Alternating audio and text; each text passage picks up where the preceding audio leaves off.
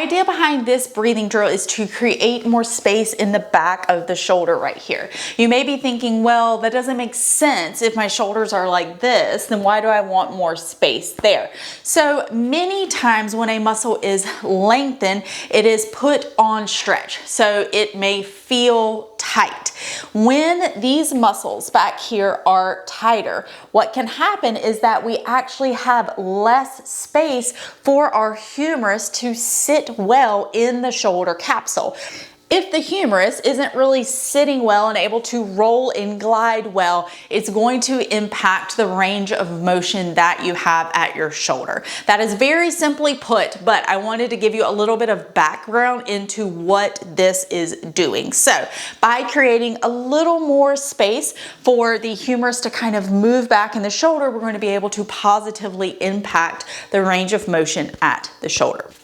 To do this, all you need is a yoga block and a wall. You're going to take your block and put it against the wall. Then you're going to take the arm of the shoulder that you want to stretch, and you're going to lay your forearm on the side of the block. You want to make sure that you're not super high or super low, so right at about the height of your shoulder is just fine, and you want your elbow in line with your shoulder. Now from here, we want to make sure that we're not doing this number and getting super slouchy or anything like that. So you're going to walk your toes in just a tiny bit, and then I want you to push away as you stay tall. Don't push away and round down, okay? So you're gonna push away and stay tall. Now my palm is facing down to the ground, and what I'm gonna do here is I'm gonna take my other hand and just give some gentle pressure to that palm. So it just kind of gives me a reference for letting myself stay tall and not rounding down. So I'm gently pushing away, and I'm kind of gently pushing down on that palm.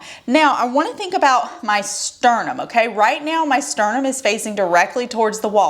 What I'm going to do is, as I inhale, I'm going to think about turning my sternum towards this shoulder. I'm not twisting at the hip, okay? I am turning my sternum towards that shoulder, and I'm going to inhale here.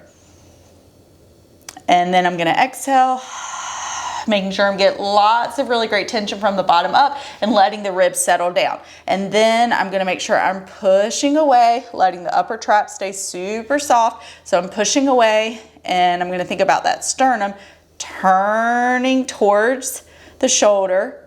Exhale, inhale, and exhale.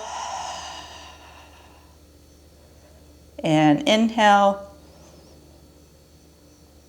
And we want to make sure as we're doing this that we're not letting the shoulder roll up and forward, okay? So we're not going to be here, and we're not going to just thrust our ribs forward in an effort to try and turn the sternum. So basically what's happening here is we're letting the back of the shoulder open up as we continue to kind of keep the shoulder in a fixed position, and then we move the rib cage. We're creating more space in the back of the shoulder. More space in the back of the shoulder means more space for the front of the shoulder, more space for that humerus to have a really, really nice roll and glide motion. So remember that intention is super, super key with this exercise. You can't rush it. Don't expect to be here and done.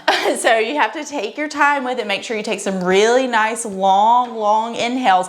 You need to get that rib cage to expand on your inhale, not all through your belly. All right, you got it.